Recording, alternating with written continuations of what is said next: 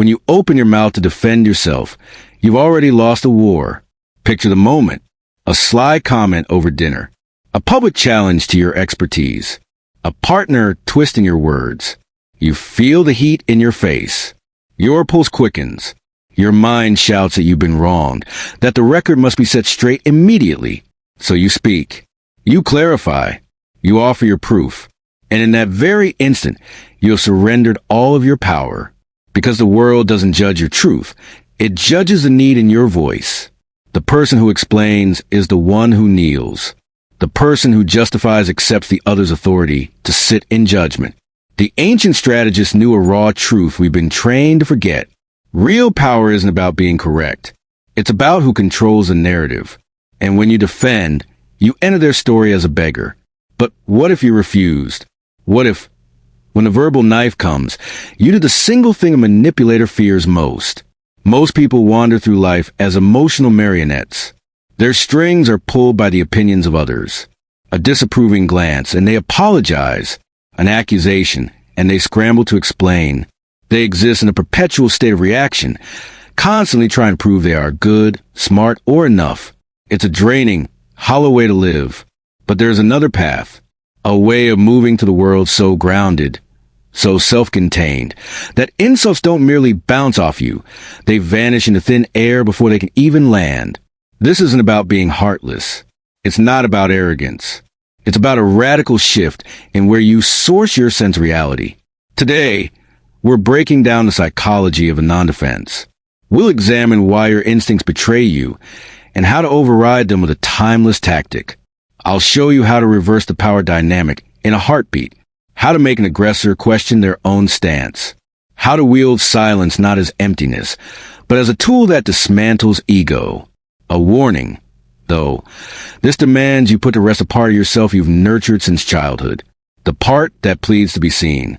The part that seeks approval. Kill that need, and you become unshakable. You become free. Let's start.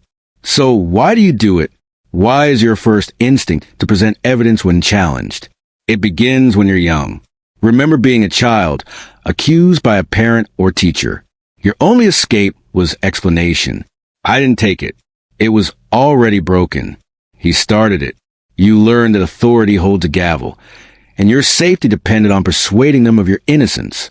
The issue is you became an adult, but that child's psyche stayed. You now project that authority onto everyone. Your colleague, your friend, a random comment online. When you defend yourself to someone, you're subtly saying, "You are the judge. I am the supplicant. Validate me so I can feel okay." It radiates insecurity, and people on a primal level can sense that sense of need from across the room. An old principle translates perfectly here. It is far safer to be respected than to be liked.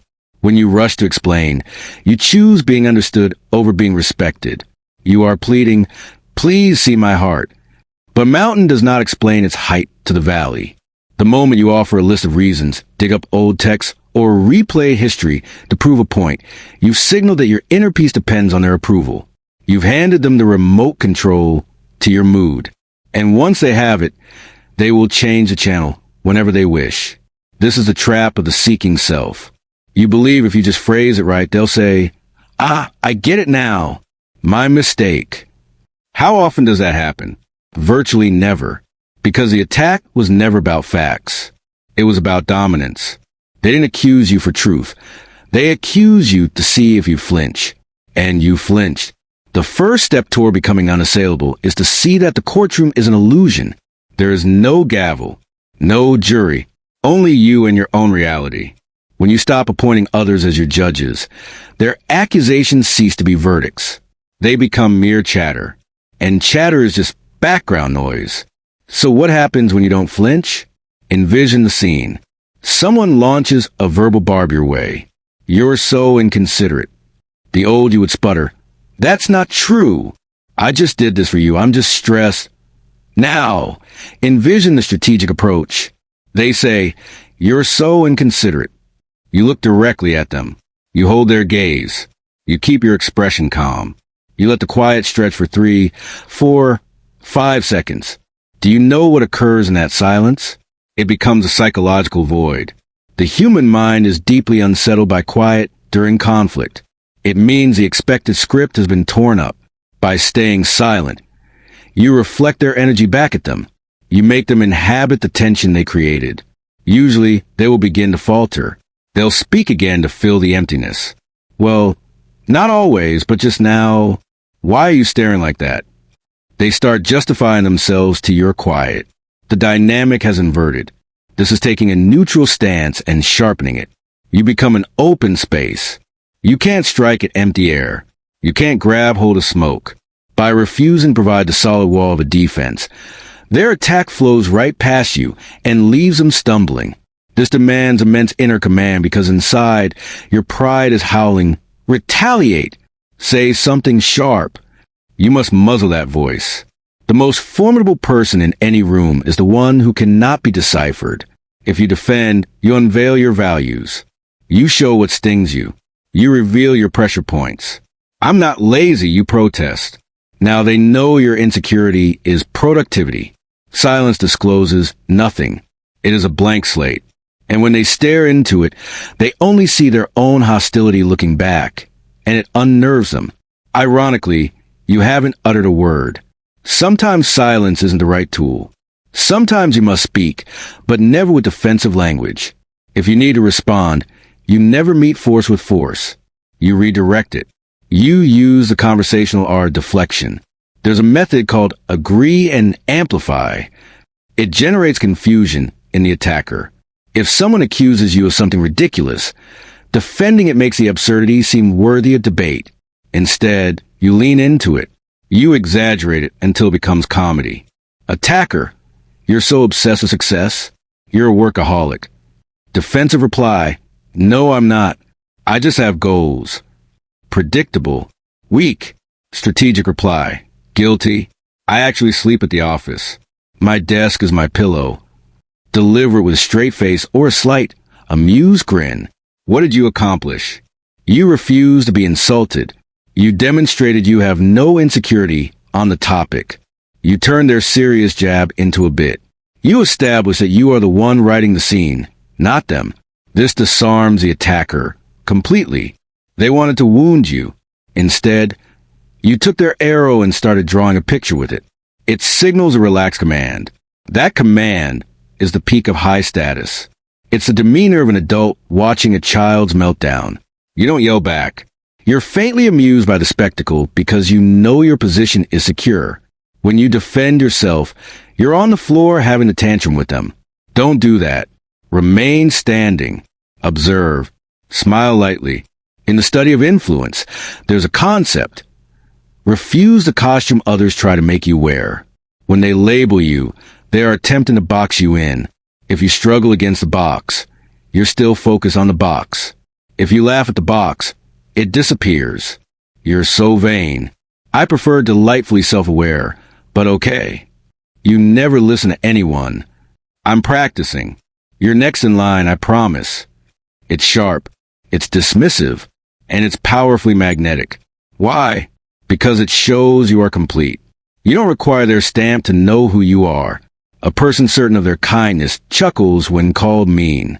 A person sure of their intelligence grins when called a fool.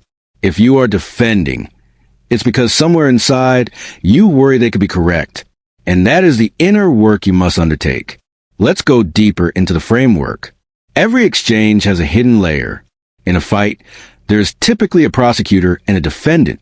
The prosecutor demands answers. Why would you do that? What was your reason? The defendant furnishes replies. Whoever is asking the questions holds the leverage. Whoever is answering loses ground. The most potent strategic move is to simply decline the defendant's role and assume the role of the observer. You achieve this by responding to a question with a question, or by examining their conduct instead of your own. Them, why are you so sensitive? Defensive you, I'm not. You're just being harsh. Losing. Strategic you. What makes my reaction so important to you right now? Boom. Feel the shift? Suddenly, we're not discussing feelings. We're discussing their focus. We're discussing their investment. You've turned the lens back onto them. Them, you're impossible. Strategic you. What is it about needing to win this that feels so urgent for you? You are analyzing them in real time. This is maddening to a controller. They want you off balance. Instead, you are circling them, studying them like an interesting phenomenon. It's curious you see it that way. Does saying that help you feel more secure? You seem quite attached to this outcome. These phrases are barriers. They acknowledge sound, but they do not accept the meaning. It's a boundary, a verbal shield. You are saying, this is your material, not mine. You keep it. This isn't merely a trick. It's a philosophical position. It's the understanding that other people's views of you are their business, not yours. Their frustration is their issue to solve. Their letdown is their load to carry. When you defend, you're trying to haul their emotional luggage for them. Stop. Let them shoulder their own weight. Now for the paradox. Sometimes the most powerful, dynamic move you can make is to agree, but not in the way you imagine. This isn't the agreement of defeat. It's the agreement of the empty sky. Imagine someone is yelling. They're cataloging your faults. They're trying to incite a battle. You look them in the eye and state calmly, "You're right." And then you say nothing more. "You're right. I can be stubborn." "You're right. I dropped the ball there." This is a fog method. When you hurl a stone into thick fog, what happens? Nothing. No impact, no echo. It just vanishes. When you agree with an attacker, you rob them of their thrust. They are shoving against a wall, expecting resistance. When the wall isn't there, they fall forward. They crave a fight. They want pushback. Resistance justifies their anger. Agreement dissipates it. But here's the subtlety. You must agree with a sliver of truth in their statement, without wearing the shame they're trying to pin on you. There's a difference between acknowledging an error and accepting a character indictment. You botched the presentation. You're careless. Defense. I'm not careless. The projector failed. Power move. You're right. The presentation had flaws. I'll correct them. See what was omitted? You didn't engage with careless. You bypassed the insult and addressed the event. You took responsibility for the action, but not the identity. This broadcasts deep confidence. Only someone secure in their capability can admit a fault so readily. Insecure people battle endlessly to show they never err. Secure people say, "My mistake," and continue forward. This is disarming your opponent. If you lay down your weapon, they look absurd holding theirs. It deflates them. It makes them seem emotional, and you seem centered. And in the end, the centered write the story. None of this works if it's just a surface act. If you're reciting these lines but your hands tremble or your eyes flee or your energy whispers, "Please accept me," it will crumble. Real influence is 20% words and 80% unspoken presence. You must build the inner foundation to support the quiet. This returns us to the core. Why does the attack cause pain? Because it presses on a bruise that already exists. If I tell you your hair is made of spaghetti, you won't get upset. You'll think I'm odd. You won't defend. You'll laugh. But if I call you a fraud and you defend, it's because a hidden part of you fears it might be true. The ultimate defense is not a clever phrase. It is self-knowledge. It is gazing into your own shadows, owning your flaws, and embracing your whole self. When you know you can be selfish and someone labels you selfish, you say, "Sometimes, yes." When you know you can be harsh and someone calls you cruel, you say, "I have that capacity." You cannot humiliate someone who has already embraced themselves. You cannot expose someone with nothing left concealed. This is what it means to be untouchable. It means you've made peace with the parts others try to weaponize. You become clear glass. Light passes through. Arrows pass through. You're no longer a castle under siege. You are the open field. So here is your mission. For the next 7 days, play a game. The game is called no defense. No matter the provocation, no matter how minor the critique, you are banned from explaining yourself. If you are late, say, "I'm late." Don't give the cause. If you make a mess, say, "I made a mess." Don't blame the object. If someone misreads you, let them.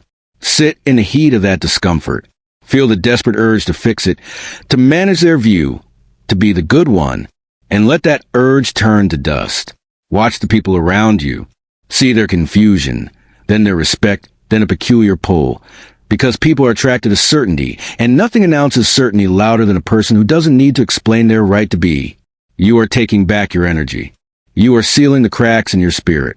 You are stepping out of the child part and into the role of the sovereign. The world will try to lure you back. It will dangle the bait. It feeds on reaction. Don't feed it. Guard your mystery. Guard your power. Guard your quiet. If this mindset speaks to the deeper, quieter part of you, the part exhausted from performing, then you know what to do. Hit like and subscribe to Winds of Thought. Not because I asked. Subscribe because you're finished being a rabbit in a world of wolves.